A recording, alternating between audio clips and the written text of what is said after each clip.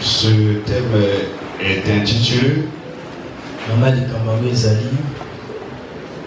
Implorer le secours de l'Éternel ou d'Élohim pour ta cause.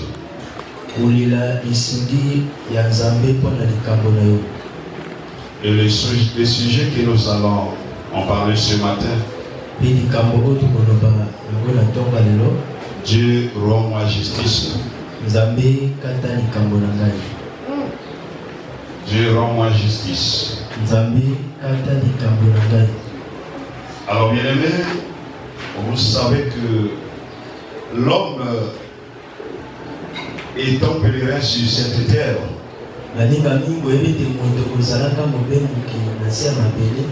Est souvent confronté à des situations assez difficiles. Souvent, ces situations lui rendent assez triste. Ces situations lui troublent, lui rendent assez malheureux. À tel point que même les animaux les plus exquis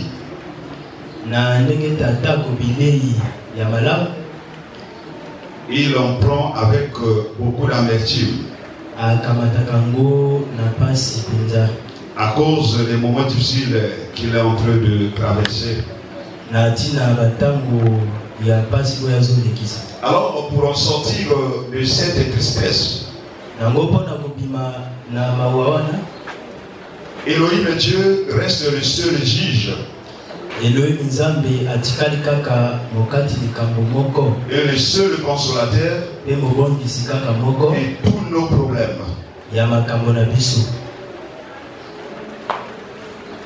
Et pour en parler de cette histoire de ce sujet, nous allons toucher ou prendre le livre des rois 8. Des rois 8. Nous allons prendre le livre des 2 rois 8 à partir du premier verset au verset 6. Je voudrais utiliser une autre version. Vous pouvez prendre même le second si vous en avez d'autres, il n'y a pas de problème. Lisons la parole de Dieu dans 2 rois 8. Le verset 1er à 6. Élisée dit à la femme dont il avait ressuscité le fils.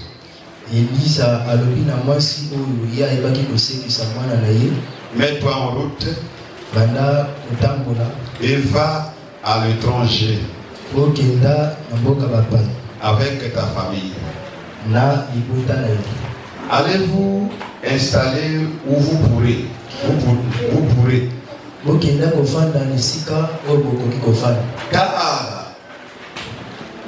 Car l'Éternel a décidé d'envoyer dans ce pays une famille qui servira durant 7 ans. La femme suivit le conseil de l'homme de Dieu.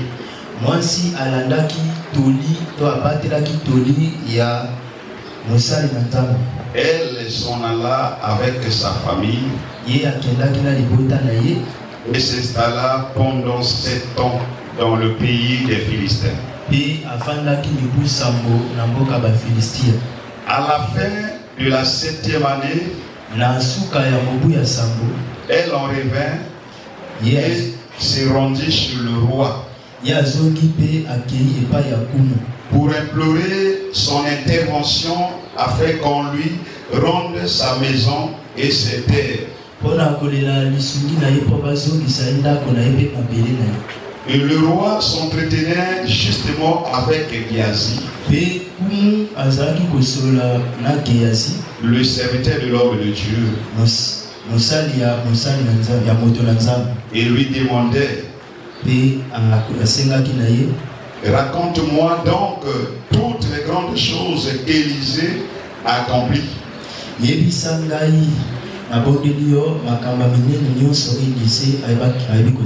Or, au moment précis où il lui racontait comment Élisée avait ramené un mort à la vie,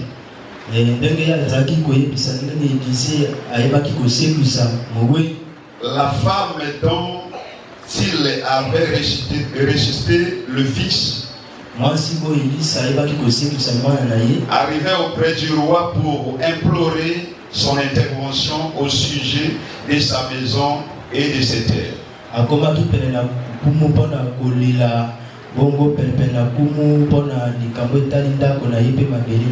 Je vais répondre.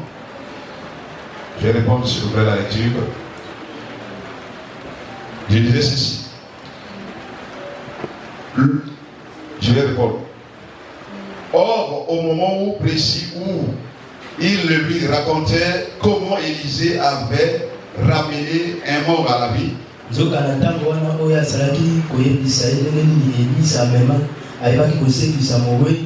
la femme dont il avait ressuscité le fils arriva auprès du roi pour implorer son intervention au sujet de sa maison et de ses terres. Alors Géasi s'exclama: Mon Seigneur le roi, voici la femme dont je te parlais. Et voici son fils qu'Élisée a rendu à la vie. Le roi interrogea la femme et elle lui raconta toute son histoire. Puis le roi mit à sa disposition l'un de ses chambellans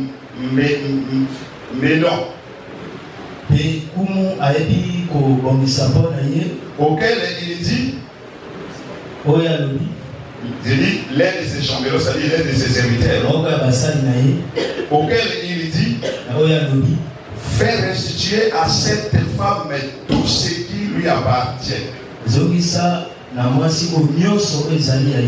et qu'on lui paye même une redevance pour ce que ces terres ont porté.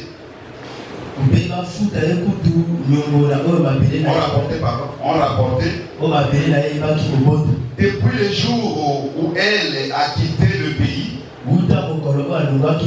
jusqu'à maintenant. Amen. Amen. Nous pouvons nous asseoir, s'il vous plaît.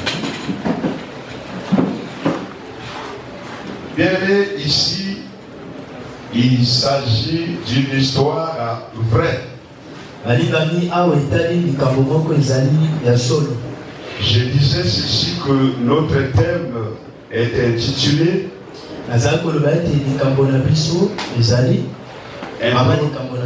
Implorer le secours de Dieu pour ta cause. Et Dieu rend-moi justice. Ici, il s'agit du cas de la femme samaritaine. Lorsque vous allez lire le premier verset, la Bible dit, Élisée dit à la femme dont il avait ressuscité le fils, que quitte ce pays, cherche le pays auquel tu pourras aller vivre mieux. La cause c'est quoi? Parce que Dieu enverra la famine partout. Et cette femme étant avertie, c'est comme toi et moi ce matin. Nous sommes en train d'écouter la parole de Dieu. N'oubliez pas qu'Élisée était un serviteur de Dieu. Il avait reçu ce message de la part de l'Éternel. Étant le prophète, vous devez aussi savoir que Dieu ne peut pas faire quelque chose sans avoir annoncé cela au préalable à ses serviteurs. Donc cette femme a été déjà avertie. C'est comme toi et moi. Chaque jour, nous sommes avertis par la parole de l'Éternel. Ici dans notre église, nous recevons les enseignements, nous recevons les prédications, nous recevons aussi les exhortations. Même dans nos maisons, quand on suit même la télévision, quand on utilise même nos Bibles et nos téléphones, nous sommes en train de recevoir des avertissements, les orientations, les directives de la part du Seigneur. Mais souvent, l'on y prend point garde à cela. Cette femme, lorsqu'elle a écouté seulement la voix de l'homme de Dieu, la Bible dit au deuxième verset, elle ne s'est pas tardée. Cette femme a fait comme l'homme de Dieu lui avait recommandé de le faire. Ici, si je pouvais intituler les points, parce que le temps qui m'est imparti est assez court. Si je pouvais intituler le verset 2 là, je pouvais donner le point. Il s'agit là de l'obéissance de la femme sunamite. Après avoir écouté la voix du Seigneur à travers son serviteur, elle a fait ce que le serviteur de Dieu lui avait demandé.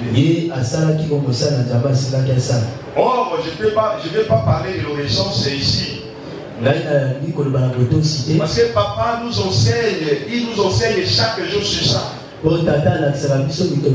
Si vous voulez avoir assez de connaissances sur ce qui concerne l'obéissance, il faut venir à l'enseignement. Nous avons terminé en ce qui concerne les avantages que l'obéissance apporte dans la vie de quelqu'un. Je crois que dernièrement, avant que papa ne puisse voyager, il a introduit encore un autre point. Je crois que ça doit être les différents changements qu'apporte l'obéissance. Oui, un enfant de Dieu, après avoir écouté la parole de Dieu, il doit faire la volonté de son Père. Il ne doit pas rester seulement à écouter la parole de Dieu. La Bible dit l'obéissance vaut mieux que les sacrifices. Lorsque vous allez lire ça dans Samuel 15, le verset 22, je voudrais que vous preniez aussi le verset 23. Là, je le vais passer seulement. Donc si vous avez besoin de l'obéissance, papa est mieux placé pour développer ce point-là. Mais le point qui va nous intéresser ce matin, il n'y a qu'un seul point. Implorer le secours du Seigneur Jésus-Christ. Vous allez voir là dans le verset 2. La Bible dit, je prends le verset 3. La Bible dit ceci. À la fin de la 7e année, elle enlevait et s'est rendue chez le roi pour implorer son intervention afin qu'on lui rende sa maison et ses terres. Vous savez, à l'époque, il y avait tellement de crises. Surtout quand les enfants d'Israël ou le peuple de Dieu ne marchaient pas selon la volonté de Dieu.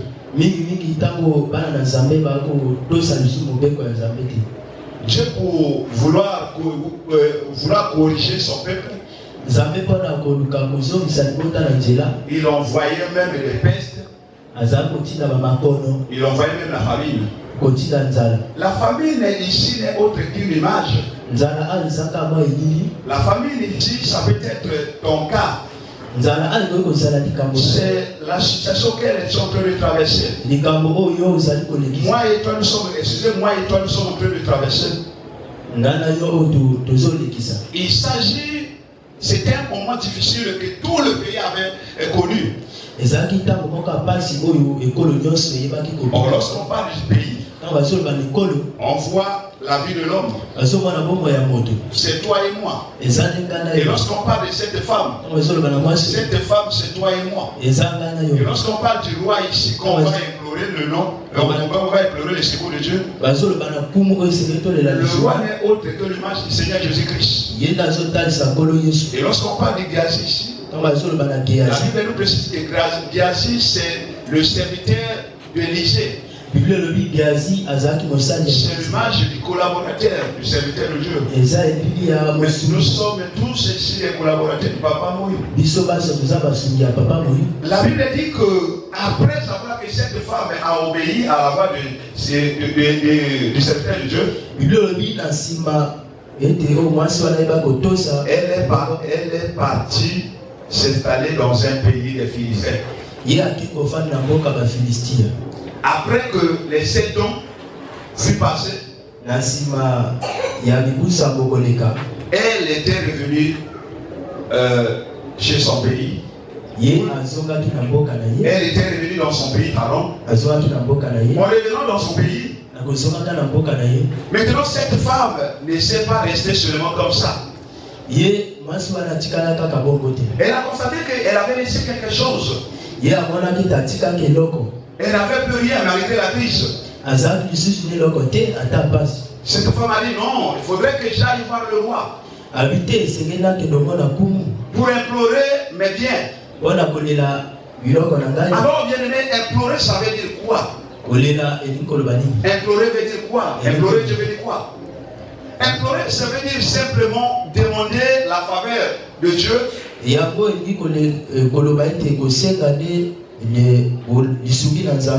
Demander la grâce de Dieu. Demander que Dieu nous fasse sa miséricorde. Cette femme en revenant dans son pays, on ne peut qu'implorer le secours du Seigneur Jésus-Christ à travers la prière. Voyez-vous? En d'autres termes, cette femme, elle était partie supplier le roi afin que le roi puisse rendre sa justice. La Bible dit ceci, je continue. C'est-à-dire, au départ, cette personne avait les biens, la femme avait les biens. C'est comme toi et moi. Dieu nous a donné des biens. Dieu nous a fait du bien. La Bible dit dans Éphésiens 1er verset 3 que nous sommes bénis de toutes sortes de bénédictions depuis les lieux célestes. Voyez-vous? Mais souvent, cette bénédiction-là, ça ne manifeste pas. Il faut poser la question. Pourquoi cette bénédiction ne se manifeste pas? Est-ce que le diable n'a pas saisi? Est-ce que nous-mêmes, nous ne sommes pas des obstacles qui font que cette bénédiction ne puisse pas arriver, ne puisse pas s'accomplir? C'est ça la question que chacun de nous doit poser. Cette femme avait déjà tout perdu. Elle n'avait plus de l'espoir. Elle ne savait plus qu'en repartant chez elle, elle pouvait récupérer tout ce qu'elle avait perdu. Voyez-vous? C'est comme toi. Mais tu as déjà perdu de l'espoir. C'est comme moi. Je n'ai plus de l'espoir. Mais les promesses sont là. Mais on a perdu de la foi. Vu les situations auxquelles nous sommes en train de traverser, vu les difficultés, vu les épreuves, je voulais te dire ce matin ceci. Et la situation auquel tu es en train de traverser là, toi et moi nous sommes en train de traverser là, c'est justement une épreuve. Tu as quelqu'un qui va te donner la solution. Seigneur Jésus-Christ, c'est lui la solution. Il est la solution de tous nos problèmes. Cette femme n'avait plus de l'espoir. Il y a un Dieu au ciel. Je voulais te dire qu'au ciel il y a un Dieu. Il y a quelqu'un qui s'appelle Elohim. Celui qui se souvient à nos besoins. Celui qui se souvient à nos besoins. Il n'est pas comme l'homme. C'est un Dieu compatissant. Malgré nos fautes, il nous aime tel que nous sommes. Voyez-vous? Donc cette femme, elle retourna chez le roi. Le verset 4 dit ceci. Le roi s'entretenait justement avec Géhazi. Et Géhazi, je disais au départ que c'est le serviteur d'Élisée. Pourquoi le roi s'entretenait avec Géhazi? Il voudrait savoir qu'est-ce que le serviteur Élisée avait fait pour cette femme. Si vous regardez la conversation du roi et Géhazi, il était en train de raconter les merveilles, les bienfaits que Dieu avait fait, en faveur du fils de cette fille, de cette femme.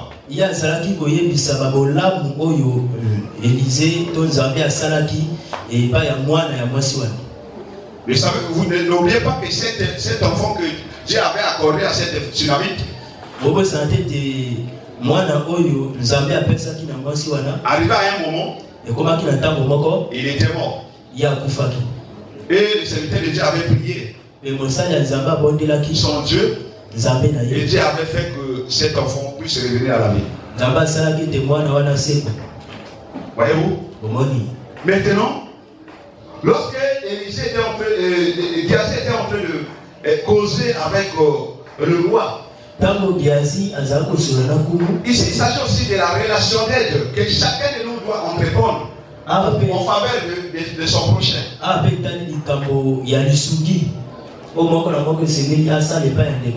Chacun doit porter la charge d'autrui. Le serviteur de Dieu, pour lui la relation d'aide, c'est un fardeau. Voyez-vous? Donc nous ne devons pas prier seulement pour nous-mêmes. Nous devons prendre la charge d'autrui.